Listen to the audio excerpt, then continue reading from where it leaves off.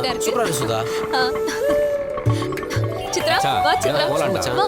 அந்த ஃபங்க்ஷன் வாங்கம்மா. நம்ம ஃப்ரெண்ட்ஸ் எல்லாம் கூட்டி கொஞ்சம் வெளிய அப்படியா? கண்டிப்பா போலாம்டா. அப்படியா? புதுசா ஒரு மால் ஓபன் பண்ணி எல்லாம் வந்துட்டாங்கல்ல? வந்துட்டாங்கம்மா வாங்க. செல்வம் இங்க வாங்க, அம்மா வந்துட்டாங்க. வாங்க வாங்கம்மா. வாங்க வாங்க. வணக்கம். அம்மா இதம்மா நம்ம கடை. வணக்கம்மா. எப்படி இருக்க நல்லா பத்மா? இருக்குமா? நீங்க எப்படி இருக்கீங்க? இருக்கேன். நீங்க பலகாரம் செஞ்சு கொடுக்கற தொழில ஆரம்பிக்கும் போது நான் உங்ககிட்ட வேலை செஞ்சேன். இப்ப என் பையனும் உங்க பொண்ணும் சேர்ந்து இந்த கடையை ஆரம்பிச்சிருக்காங்க. எனக்கு ரொம்ப சந்தோஷமா இருக்குமா. எனக்கும் ரொம்ப சந்தோஷம் தான் பத்மா. அம்மா என்ன ஆசீர்வாதம் பண்ணுங்க. இருடா. ரெண்டு அம்மாவையும் ஒண்ணா நிக்க வச்சு கால்ல விழுந்து ஆசீர்வாதம் சரி, வாங்கிடுவோம். okay. அம்மா நீங்களும் வாங்க. அண்ணா இந்தாண்ணா. வா. எங்களை ஆசீர்வாதம் பண்ணுங்கம்மா. நல்லா இருங்க. நல்லா இருங்க. எந்திரிங்கம்மா. சீக்கிரமே ஒருத்தர் புரிஞ்சுக்கிட்டு ஒத்துமையா இருந்து தொழிலை நடத்தி மேல மேல நல்லபடியா வளரணும். நீங்க நினைச்சதெல்லாம் நடக்கணும். ஊரே பேசுற அளவுக்கு நீங்க ரெண்டு பேரும் பெரிய அளவுல ஜெயிக்கணும். என்ன?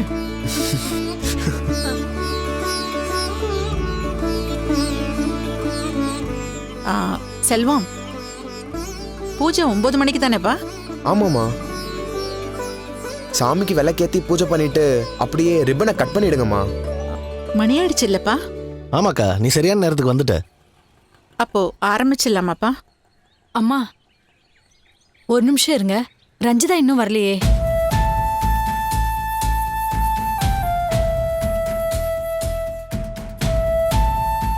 சுதா, அவளுக்கு ஃபோன் பண்ணி பாத்தியா?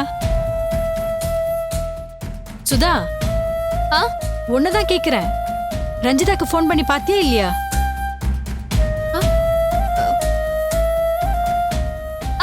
கேட்டம்மா. அவளுக்கு இன்னும் வேலை முடியலன்னு நினைக்கிறேன்.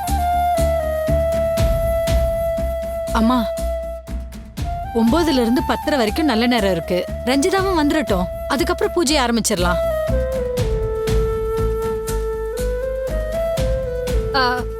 அம்மா எப்படியும் அக்காவும் வரணும்ல, அது வரைக்கும் வெயிட் பண்ணலாமே. சுதா, அவ கோயிலுக்கு போயிட்டு வர லேட் ஆகும்னு சொன்னல. யாருக்காகவும் ஒரு நல்ல காரியத்தை தள்ளி போடக்கூடாதுமா. அதெல்லாம் சரிதாம்மா. ஆனா ரஞ்சிதா தான் இவங்க தொழில் தொடங்க எல்லாம் ஏற்பாடு செஞ்சு கொடுத்திருக்கா. அவ இல்லாம எப்படிமா பூஜை பண்றது? அவங்க பேசுறாங்க, நீ பாத்துட்டு இருக்க. போய் ஏதாச்சும் சமாளி. என்ன பத்மா, பெரியவங்க நாம ஆசீர்வாதம் பண்ணலாம். அவ வர்றதுதான் இப்போ உனக்கு முக்கியமா போயிடுச்சா? அப்படி இல்லம்மா, நேரம் இருக்கேன்னு சொல்ல வந்தேன். அம்மா, அக்காவே ஃபோன் பண்ணி பூஜையை ஆரம்பிக்க சொல்லிட்டாங்கம்மா. அம்மா நீங்க வாங்க, வந்து விளக்கேத்துங்க. போங்கம்மா. அம்மா வாங்கம்மா.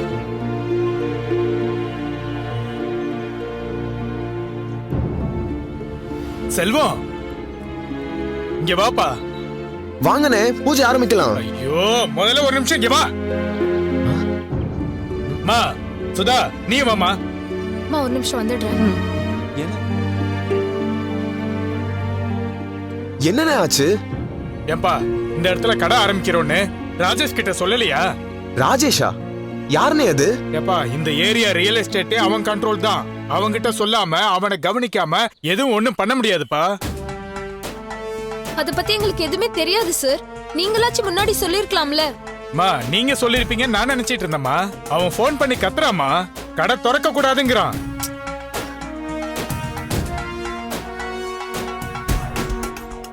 நீங்க முதல்ல அவனை போய் பாத்துட்டு வாங்க.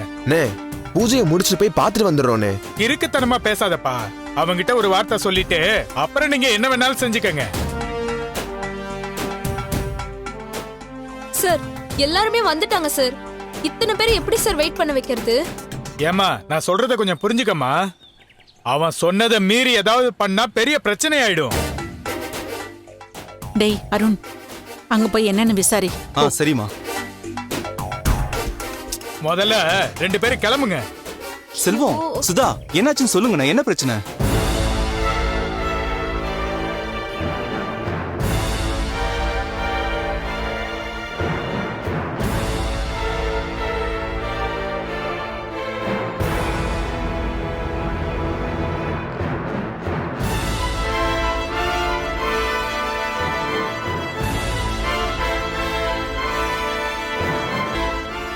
சித்ரா, அம்மா. உனக்கு காலேஜுக்கு டைம் ஆயிடுச்சுல்ல?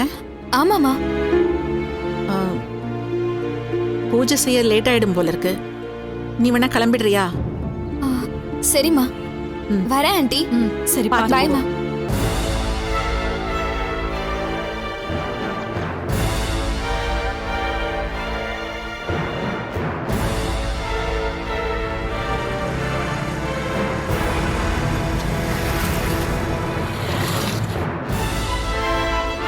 ஏய் நிறுத்துங்க.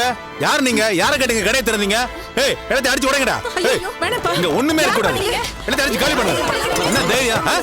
யாருக்கிட்ட வந்து கடையை போடுறீங்க? கடை எல்லாத்தையும் மொத்தமா அடிச்சு நொறுக்குங்கடா. ஏய் ஏய் ஏறா. இடத்தை அடிச்சு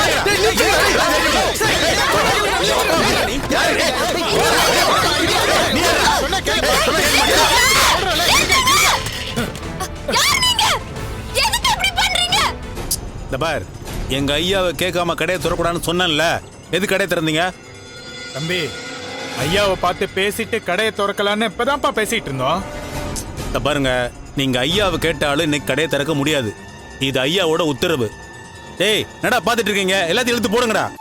சீக்கிரம் தம்பி, இருங்கப்பா, கொஞ்சம் சொல்றத கேளுங்கப்பா. இன்னைக்கு பூஜைக்கெல்லாம் ஏற்பாடு பண்ணிட்டோம்.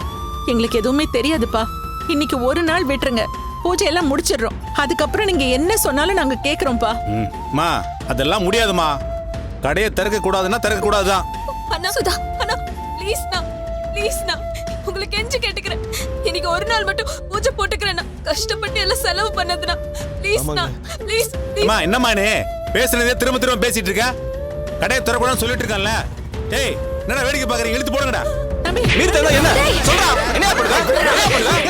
மாப்ள சும்மா இருடா. அவங்க பாக்கிறதுக்கு ரவுடிக்கு மாதிரி இருக்காங்க. எதனால பேசிட்டு இல்ல, சும்மா இரு. சொல்லி வை, அவ்வளவுதான். நாசமாயிடுவீங்க. நீங்களாம் கிளம்புங்க. ஏய் எல்லாத்தையும் பிச்சு போடுங்கடா.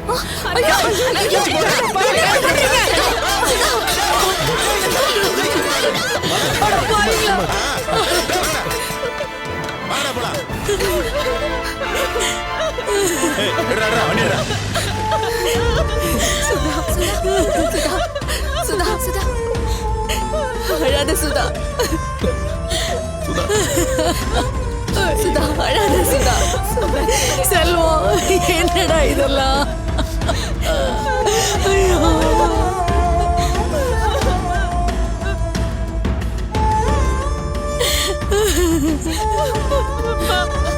எல்லாமே போச்சுமா.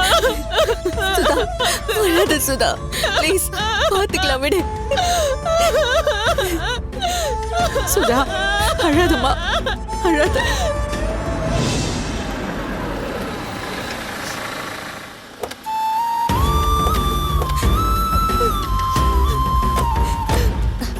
சுதா, சுதா நில்லு.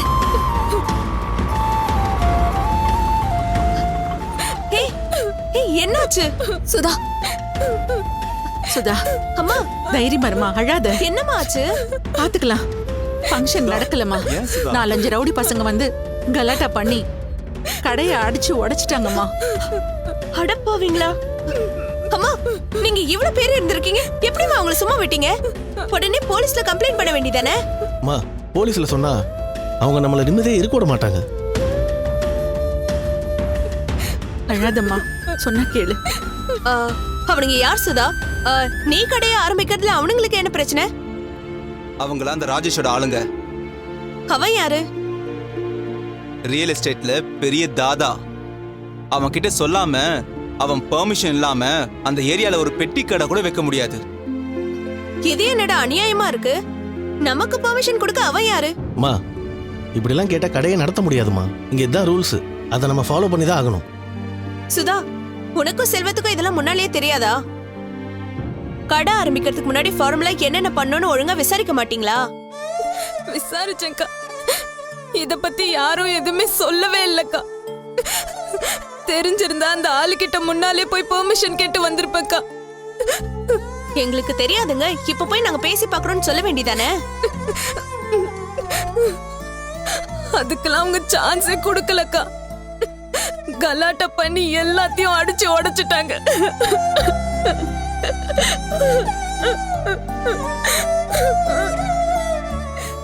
சுதா அழாத, அழாத. எங்க யாரோட ஆதரவும் இல்லாம நீ செல்வத்தோட சேர்ந்து இந்த முயற்சியில ஈடுபட்ட. இது பாரு, உன்னை நினைச்சு எல்லாருக்கும் பெருமையும் சந்தோஷமாவும் இருக்கு. நீங்க பெரிய அளவுல ஜெயிக்கணும்னு மனசார வாழ்த்ததாம நாங்க எல்லாருமே அங்க வந்தோம்.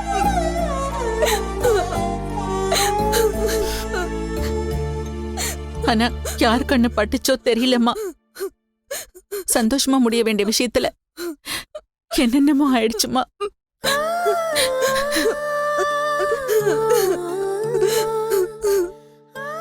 இந்த பார், எங்களாலேயே இதை தாங்கிக்க முடியலன்னா உன் மனசு எவ்வளவு வேதனைப்படும் எனக்கு புரியுது. ஆனா நீ அதையே நினைச்சு அழுதுட்டு இருக்கிறதால எதுவுமே நடக்க போறது இல்லம்மா. இங்க பார், இப்ப ஒரு பிரச்சனை வந்துருச்சு, அத எப்படி சரி பண்ணலாம்னு யோசி. இல்லம்மா, எதுவுமே சரி பண்ண முடியாது. எல்லாமே முடிஞ்சு போச்சுமா. எல்லாமே முடிஞ்சு போச்சு. சுதா சுதா நில்லு சுதா. வா வாடா. அருண், அவளை கொஞ்சம் பாத்துக்கோப்பா. அவளை தனியா விட்டுறாதீங்க. தைரியம் சொல்லுங்க என்ன. சரிம்மா, நான் பாத்துக்கிறேன்.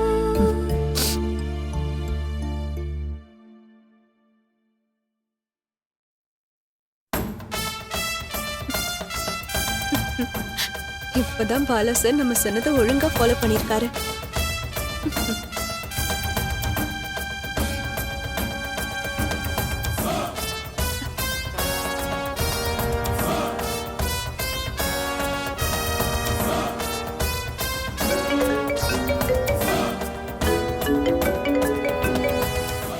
சொல்லுங்க வித்யா, அங்கே எதுவும் ஒன்றும் சொதப்பலையே? சொன்ன வேலையை கரெக்டாக முடிச்சிட்டனா? ஆமா பாலா, ஃபங்க்ஷன் நடக்கலன்னு இப்பதான் எல்லாரும் வீட்டுக்கு வந்தாங்க. ஆனால் நீங்கள் பயங்கரமான ஆளுங்க. உலகத்திலேயே தங்கச்சி கடை காலி பண்ண வச்ச அக்கா நீங்கள் தான். வாழ்த்துக்கள். கிண்டல் பண்ணாதீங்க பாலா. நான் என்ன வேணும்னு செஞ்ச மாதிரியா இருக்கு? வேற வழி இல்லாம செஞ்சேன். அவ வேற எங்கேயாவது கடை போட்டிருந்தா நான் ஏன் இப்படி எல்லாம் செய்ய போறேன்? நானே எல்லார் கூடயும் போய் அவளுக்கு வாழ்த்து சொல்லிட்டு வந்திருப்பேன். நம்ம வீட்டுக்கு முன்னாடி கடை போட்டதுதான் எனக்கு பிரச்சனை. எனிவேஸ், ரொம்ப தேங்க்ஸ் பாலா. நமக்குள்ள என்னது தேங்க்ஸ்லாம்? நீங்க ஹாப்பி தானே?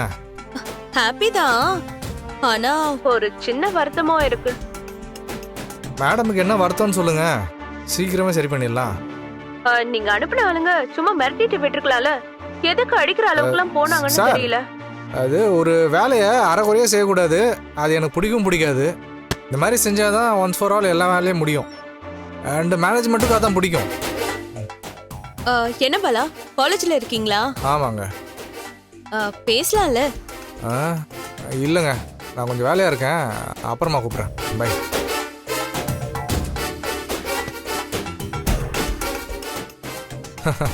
காலேஜ்லேருந்து ஃபோன்மா. சரிங்க. ஒரு பொண்ணோட பேசிக்கிட்டு இருந்துட்டு நான் வந்ததும் பேச்ச மாத்திரியா? உண்மை தெரியற வரைக்கும் இதே மாதிரி நடி. நானும் கண்டுக்காத மாதிரி இதே மாதிரி இருக்கேன். அவ யாருன்னு ஒரு நாள் தெரிய வரும்ல, அன்னைக்கு இருக்குடா உனக்கு.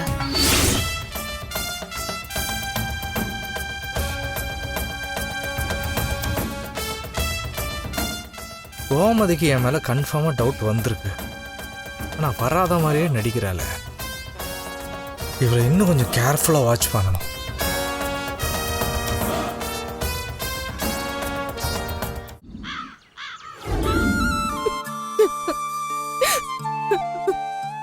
சுதா, என்ன ரஞ்சிதா இப்படி ஃபீல் பண்றா?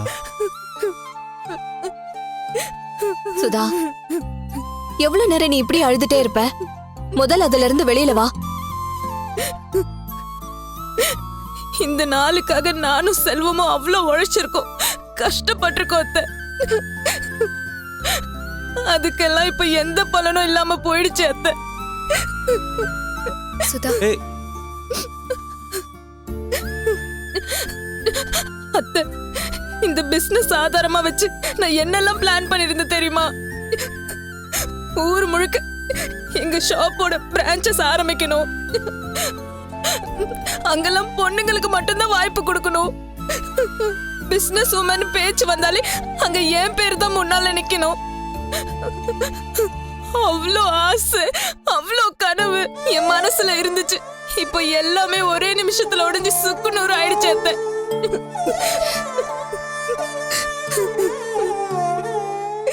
திரும்ப திரும்ப எல்லாம் முடிஞ்ச மாதிரியே பேசாத சுதா. வேற எப்படி பேச சொல்ற? மொத அடி எடுத்து வைக்கிறப்பவே நான் பெரிய பள்ளத்துக்குள்ள விழுந்துட்டேன். இதுல இருந்து எப்படி மீண்டு வர்றதுன்னு எனக்கு தெரியல. சுதா, நம்பிக்கையும் தைரியமும் இருந்தா கண்டிப்பா அதுல இருந்து மீண்டு வந்துடலாம். நீ கண்டிப்பா மீண்டு வரணும் சுதா. ஆமாப்பா, புதுசா ஒரு முயற்சி பண்றப்போ எல்லாருக்குமே ஒரு பாசிட்டிவான ஸ்டார்ட் கிடைக்காது. ஏன் இளையராஜா சாரே பாட்டை கம்போஸ் பண்ணப்போ கரண்ட் ஆஃப் ஆயிடுச்சான். ஆனா இன்னைக்கு அவர் எந்த பொசிஷன்ல இருக்காருன்னு யோசிச்சு பாத்தியா? முதல் கோணல் முற்றிலும் கோணல்னு நம்ம அப்படியே முடங்கி போயிடக்கூடாதுப்பா. நம்ம கனவை நினைவாக்கணுமா இல்ல கலைக்கணுமாங்கிறத நாம தான் முடிவெடுக்கணும். மத்தவங்க அந்த முடிவை எடுக்க விடவே கூடாது.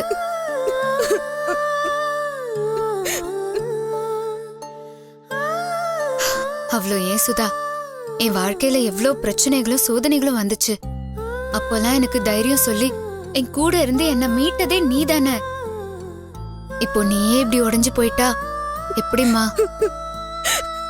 உனக்கு சொல்றப்போ எனக்கு ஈஸியா இருந்துச்சு. ஆனா எனக்குன்றப்போ என்னால ஏத்துக்கவே முடியல. அப்படி நான் என்ன தப்பு செஞ்சேன்?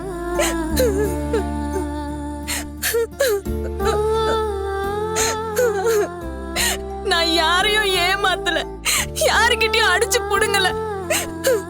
நேர்மையா தொழில் பண்ணி சம்பாதிக்கணும் தானே ஆசைப்பட்டேன். எனக்கு ஏன் இப்படி எல்லாம் நடக்கணும்? சுதா, நமக்கு ஒரு கஷ்டம் வந்ததுக்கு அப்புறம் ஏன் வந்துச்சுன்னு கேட்கறதுல அர்த்தமே கிடையாது.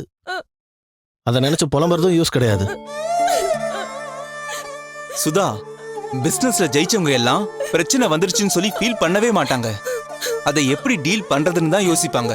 ஆமா, அந்த ராஜேஷ் உனக்கு வில்லங்கமா வந்து சேர்ந்திருக்கான். அந்த மாதிரி ரவுடிங்க எல்லாம் பணத்தை எதிர்பார்த்து தான் இந்த மாதிரி வேலையெல்லாம் செய்வாங்க.